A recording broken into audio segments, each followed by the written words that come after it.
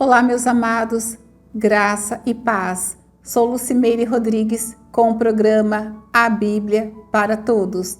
Louvado e engrandecido seja aquele que vive e que reina para sempre em nossas vidas. Vou trazer uma mensagem para a edificação da sua fé no nosso Salvador, Jesus Cristo. Amém, meus amados?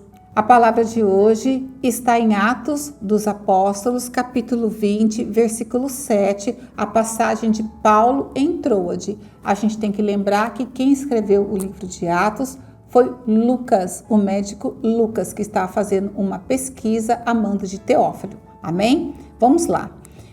Essa passagem aqui é muito interessante porque ela vai falar do jovem Eutico. E a gente ouve muitas pregações sobre o que aconteceu com esse jovem, né? Porque ele caiu do terceiro andar lá do cenáculo. Então as pessoas, assim, os pregadores, líderes, enfim, eles têm muitas formas de pregar. Então eles falam assim que o crente não pode ficar na janela, que o crente na janela é igual o crente em cima do muro, que o jovem Eutico foi olhar para o mundo, esqueceu da pregação e caiu ali de cima, né? Ele caiu morto. Então a gente tem vários jeitos de pregar essa passagem. Eu já ouvi várias formas de se colocar o jovem Eutico aqui na pregação e dar uma explicação em relação ao comportamento dele. Mas a Bíblia, ela não dá muito embasamento nessa questão, porque ela não fala muita coisa do jovem Eutico. Na verdade, fala assim, praticamente não fala quase nada do jovem Eutico. A passagem aqui, ela não dá tanta informação para a gente criar tantas coisas, vira muitas conjecturas. Vira muito, ele era assim, ele estava em cima do muro, o crente em cima do muro. Então, a palavra mesmo, ali seguindo a Bíblia mesmo, que eu vou ler agora, vocês vão perceber que são poucas coisas que é falada do jovem Eutico, e a gente olhando na questão judaica mesmo, das leis judaicas, a gente vai perceber que o jovem Eutico talvez não fosse um jovem crescido, adulto, a ponto de desperceber, vamos dizer, o discurso de Paulo. E a gente tem que entender que quem estava pregando ali era Paulo. Quem não queria ouvir um discurso de Paulo? Fala para mim, quem que não gostaria ali de estar ali ouvindo a palavra de Paulo? Paulo foi o maior pregador que existiu na história, né? Era impossível uma pessoa de uma idade formada dormir num discurso de Paulo, né? É muito complicado isso, assim, impossível, né? Porque não é um discurso enfadonho, não é um discurso cansativo, é um discurso maravilhoso, é um discurso que prende a pessoa. É aquele tipo de culto que, se fosse hoje, a pessoa iria falar: e acabou. Não é aquele culto que a pessoa fala: tá bem, acabou, vamos embora. No caso de Paulo, não. Eu tenho certeza que, se a gente olhar bem a história, vamos ver que não é bem isso que acontece aí, não é o que falam por aí, o que muitas pessoas acabam aproveitando essa passagem para falar dessa forma do jovem Eutico. Vamos à palavra?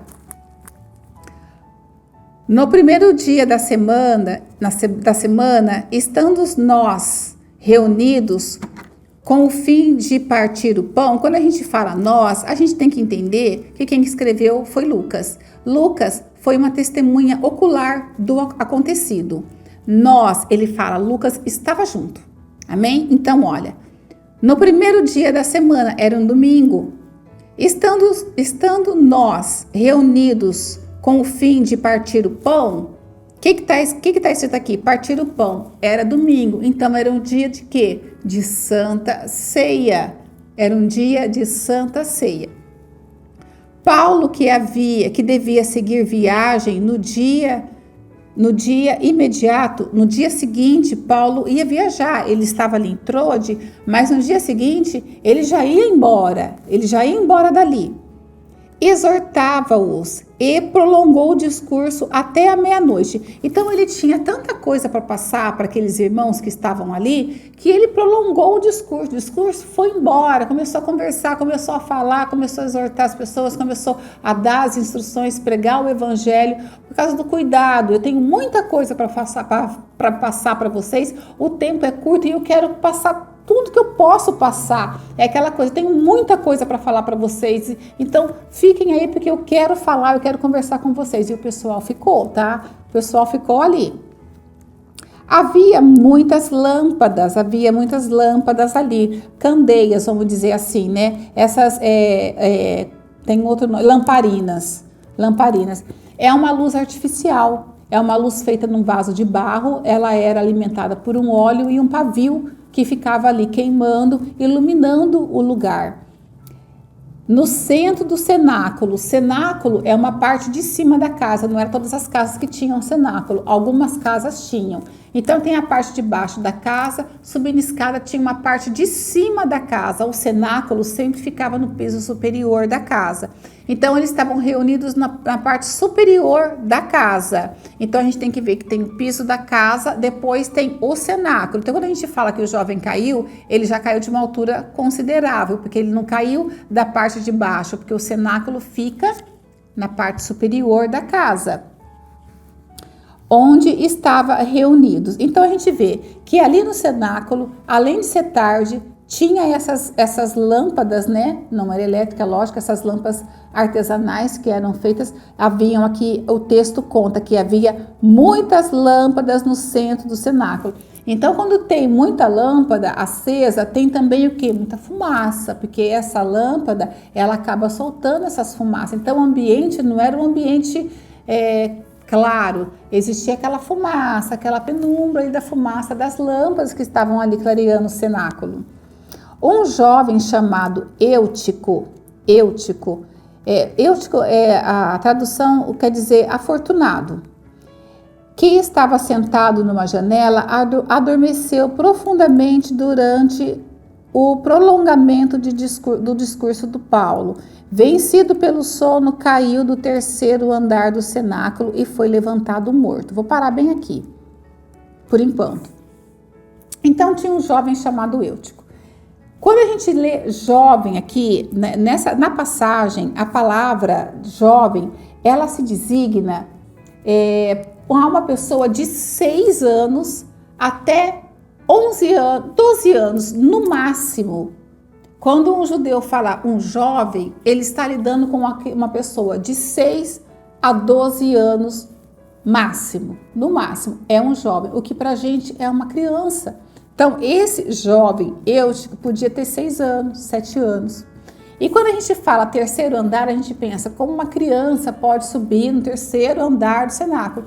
Mas a gente tem que pensar que os andares não é o andar de prédio como a gente vê hoje, né? A gente às vezes visualiza a estrutura da arquitetura que a gente tem hoje, né? Um andar, 2 andares. O cenáculo é um andar único, então tem uma janela aqui, a próxima janela não fica um andar acima, ela fica logo acima da próxima janela e a outra próxima acima a outra janela. A gente não pode cantar um andar de 2,5 metros, 2,5 metros mais ou menos tem um andar aí, Robson, uns 2,5 metros, a gente pode contar, não, era uma janela aqui, dali a pouquinho outra janela, é tanto que ele teve acesso ao terceiro andar. Se fosse uma distância muito longa, ele não teria esse acesso, nenhum adulto teria acesso. Ele estava no terceiro andar porque essas janelas não eram tão distanciadas uma da outra, tá? Então ele estava lá em cima, ele era um jovem, provavelmente 6, 7, 8 anos de idade. Uma criança com essa idade, ela não é que eu desapercebido discurso, era uma criança. E o que Paulo estava dizendo ali, talvez para ela não tinha tanto interesse. A gente tem que lembrar que naquela época não tinha cultinho, não tinha um espaço especial para os pais ficar ali na igreja ou no cenáculo, na casa de oração, numa reunião de oração. Enfim, não tinha uma pessoa para cuidar dessas crianças, então as crianças ficavam junto com os pais.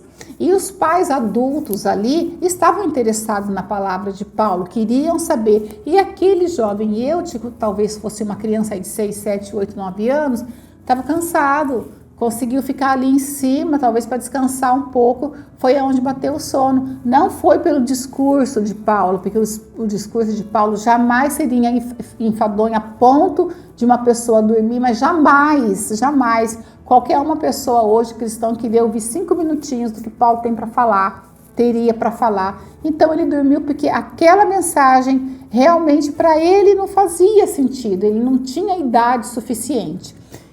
Por que a gente pode falar isso? Que a gente pode dar para ele aí no máximo 12 anos? Porque segundo a lei judaica, com 13 anos, um jovem passa a ser de maior idade. É tanto que tem uma festa chamada Bar Mitzvah. Bar-Mitzvah.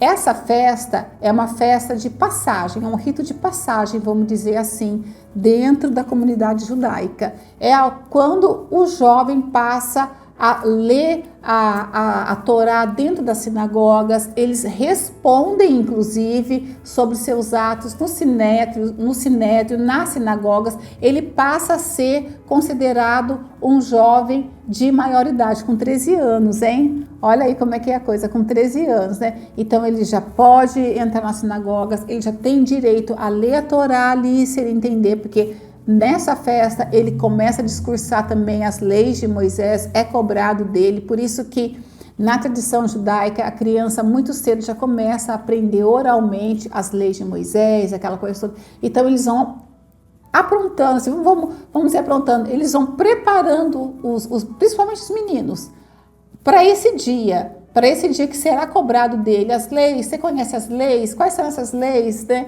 É cobrado esses dias. Então tem uma festa muito bonita, acho que até hoje acontece essa festa. Então é esse rito de passagem, que é a Bar Mitzvah, com 13 anos de idade.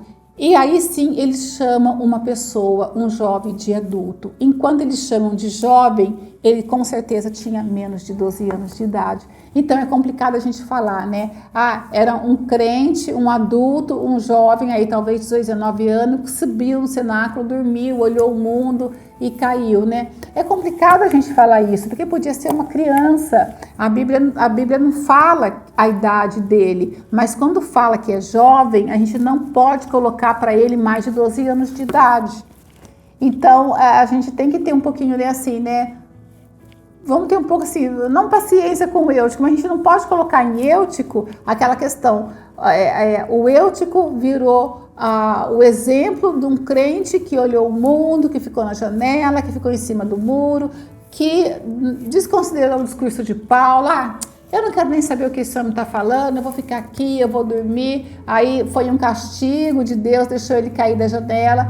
A gente não pode falar isso, porque a gente não tem embasamento bíblico para falar isso. A gente não tem embasamento bíblico. O embasamento bíblico que a gente tem, segundo a tradição judaica, é isso que eu estou falando. Aí vamos continuar. Caiu do 3º andar abaixo e foi levantado morto. Então, tem gente que fala que ele não morreu, porque Paulo fala, né, está de volta, né? Mas, gente, ele foi levantado morto, está escrito aqui. E quem escreveu isso foi Lucas. E o que Lucas era? Médico. Então, ele sabia que aquele homem, que aquele jovem, ele tinha caído morto. Ele estava morto, ele caiu sem vida, né? Por isso aí também já leva a questão da gente falar, era um corpo pequeno, a altura para ele era grande, era muito alta para ele. Deveria realmente ser uma criança ali, 6, 7 anos de idade, porque a altura ali acabou matando ele. Porque fala que ele, aqui foi levantado morto. Descendo, porém, Paulo, né, desceu ali do cenáculo, inclinou-se sobre ele e abraçou e disse, não vos perturbeis, que a vida está nele.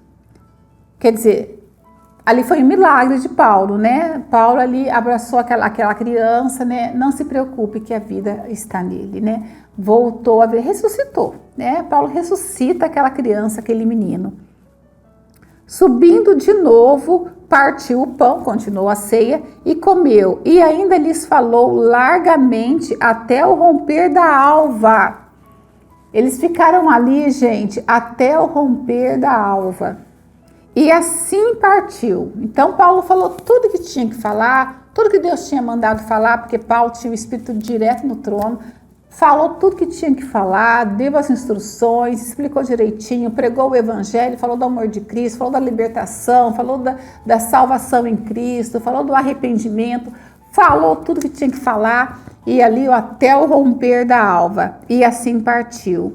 Então conduziram vivo o rapaz e sentiram-se grandemente confortados. Lógico, né? Porque aí a gente vê que o rapaz, que o jovem, a vida foi restituída, né? Ele não morre, ele volta vivo aí aos braços dos pais ou quem estava cuidando dele ali. E foi uma bênção aquela pregação, e aquela pregação rompeu a alva. Foi ali o dia, foi a noite inteira e foi uma bênção. Paulo não pensou no cansaço que ele estava, que ele podia descansar e ir embora. O cuidado que Paulo tinha com o ministério, que tinha que falar ali, eu preciso parar. Para, gente, vamos nos reunir aqui nesse cenáculo que eu tenho coisas para passar importantes para vocês. E passou. E as coisas eram tão importantes que rompeu a alva. Foi ali, ó, a noite toda. A noite toda. E a gente desfoca um pouco o jovem Eutico, né? Que podia ser até, que provavelmente assim, 99% era muito criança, para entender, para querer ouvir aquilo, né? A gente que tem filhos sabe, né? Que às vezes é um assunto que para eles não tem interesse, né? Então eles distrai, subiu e ficou lá em cima. Não vamos colocar o jovem Eutico naquela posição de o rebelde, o que olhou o mundo, que eu já vi muito assim, o jovem ficou lá olhando o mundo, olhando a pregação e olhando o mundo na janela. Olhou a pregação e olhou o mundo na janela. Esse negócio de ficar olhando o mundo e olhar o mundo e olhar a pregação, faz você colocar numa posição aí, num estreito, e você cai morto. Aonde está escrito isso aqui nessa passagem? Em nenhum lugar está escrito isso na passagem. Então é meio complicado a gente levantar, né, esses tipos de exemplos e imputar ao jovem Eutico esse tipo de atitude, né? Vamos ter um olhar aí, aprofundar mais nas pesquisas, porque se a gente olhar as pesquisas mesmo, esse jovem era provavelmente uma criança. Agora eu quero falar para nós como igreja, né? O exemplo aqui de Troade, o exemplo que a gente deveria seguir. E olha, eu vou falar para vocês, na verdade, que olha, a gente passa muita coisa na igreja, né? Eu prego e a gente percebe isso. E não é difícil, isso é uma coisa que está clara, nos olhos da gente, né? A pregação, às vezes, a gente tem que pensar dos dois lados. Às vezes, a pregação é tão enfadonha que a pessoa realmente tem vontade de levantar e ir embora. Ou ficar na porta mesmo. Ou ficar na porta, olhar quem está passando e olhar um pouquinho quem está lá, quem está pregando, quem está ministrando, né? Um pouco é por conta da pregação mesmo, que é enfadonha, né? Que é uma pregação que, puxa vida, né? De novo, você está falando a mesma coisa, de novo está caindo no mesmo ponto, de novo você está repetindo isso, eu já ouvi isso, só que você falou de uma forma diferente, mas é a mesma coisa, sabe? E outra coisa que a gente também tem que prestar atenção é que a gente tem que ter interesse também na palavra, né? A gente tem que ter respeito, ficar ali. Você vê esse pessoal, eles ficaram ali a noite inteira. Eles ficaram ali até o romper da alva, ficaram ali. O respeito é quem está falando, é quem está pregando. Mas o respeito também e ficaram ali, porque também a mensagem tinha substância, né? Era uma robustez, vamos dizer assim. Às vezes a gente tem que ter uma palavra de robustez, né? Para segurar as pessoas ali, E eu vi o culto inteiro, passar uma mensagem robusta, de fé. Às vezes a pessoa precisa não é só salada, né? A gente fala assim, não, vamos comer só uma saladinha e pronto. Às vezes a pessoa precisa de uma coisa forte mesmo, para segurar aquelas pessoas ali. Porque o fato de, às vezes, elas se afastarem, ir para a porta, se distrair, é muito banheiro, é muito tomar água, é muito aquilo, é porque às vezes a pregação está muito fraca. a pregação tá fraca. Então deixa a pessoa desanimada, às vezes não quer ir, às vezes, eu vou, mas eu vou ouvir a mesma coisa de sempre. Então a gente tem que prestar atenção nisso aí, trazer novidade para a igreja, trazer novidade. Aqui a igreja de Troade, ela passa um ensinamento muito grande para a gente que a gente devia seguir. Isso dos dois lados. Ministério aí de pregadores, de pastores, de todas as pessoas que estão subindo no púlpito, levam uma palavra sadia, uma palavra robusta para os seus membros. Eles têm condições de aprender, eles aprendem, eles são inteligentes. E membros, tenham paciência também e estejam no culto, ouçam a palavra, não se distraiam. Nesse caso aqui foi um jovem, eu não estou nem falando mais dele, tá? Porque eu já fiz a defesa, já defendi logo ele, já estou tacando a culpa aí nas pessoas mesmo e na pessoa do dirigente, quem está seguindo o culto, um culto aí mais robusto, mais firme, que passa uma palavra de ensinamento, as pessoas gostam muito de aprender. Quando você faz um culto de ensinamento, você vê que elas nem piscam. Eles nem piscam. Se passar uma borboleta, eles ficam vidrados no que você está falando. E eles não se distraem, porque a gente que está ali em cima, a gente vê, quando começa a mexer demais na cadeira, começa a fazer isso, é porque eu estou cansando. Termina logo, né? As pessoas às vezes não têm paciência. E outra coisa, muita gente às vezes, por mais que às vezes a pessoa já saiu, já está na igreja, já está lá. Por mais que às vezes a pessoa que está pregando não trouxe uma palavra assim robusta, uma palavra, né, que segura você, a pessoa tem que ter respeito à pessoa que está ali pregando, né? Vai embora na hora que tem que ir, né? Não vai embora antes, né? Às vezes tem gente que sai no meio da palavra vai embora, né? Isso é uma falta de respeito com quem que está pregando, né? Porque às vezes a pessoa tem uma oportunidade, às vezes ela está louca para falar alguma coisa, não é tudo que você queria ouvir, não era do jeito que você queria ouvir, mas você tem que ter respeito àquele irmão que está ali, porque ele também se preparou para pregar a palavra que ele entendeu, que ele pesquisou. Então tenha paciência e fique no culto até o fim, até porque você vai receber a bênção apostólica no final, você tem que sair carregando essa bênção apostólica. Tem gente que é abençoado no meio do culto e deixa às vezes a bênção na porta da igreja, porque já saiu antes, acabou, nem se despediu, tchau, sai pela tangente, escapa aí pela tangente, ninguém nem viu ir embora, quando você vai falar tchau, não, já foi embora faz tempo. Isso não é um exemplo muito legal.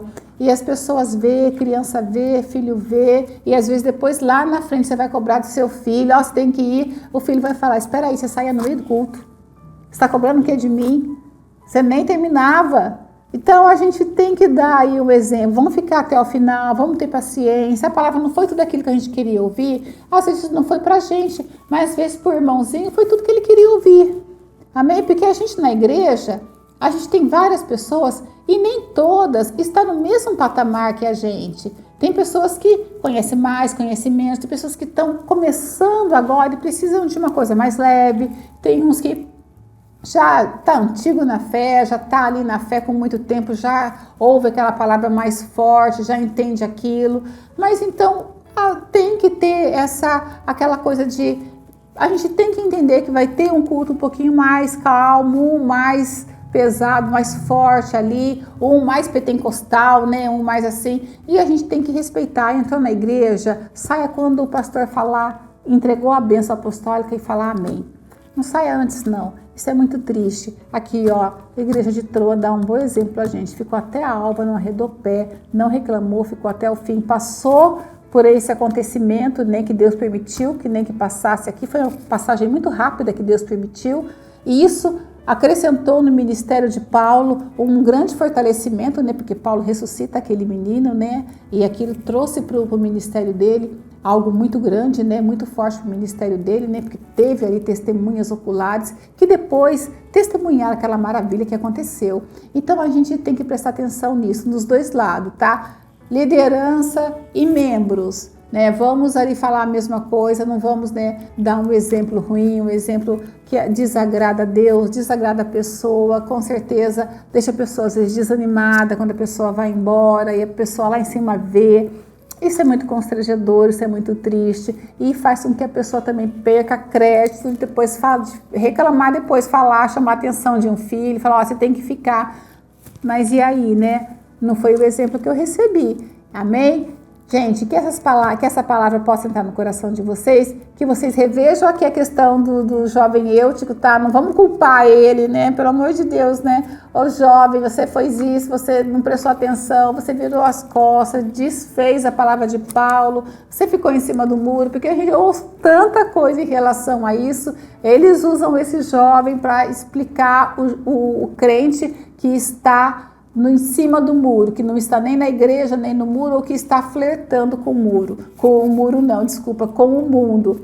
Mas não é o embasamento que a gente tem na Bíblia. Se a gente lê a Bíblia não fala em nenhum minuto disso. Não falam. Amém? Deus abençoa a vida de vocês grandemente, em nome de Jesus.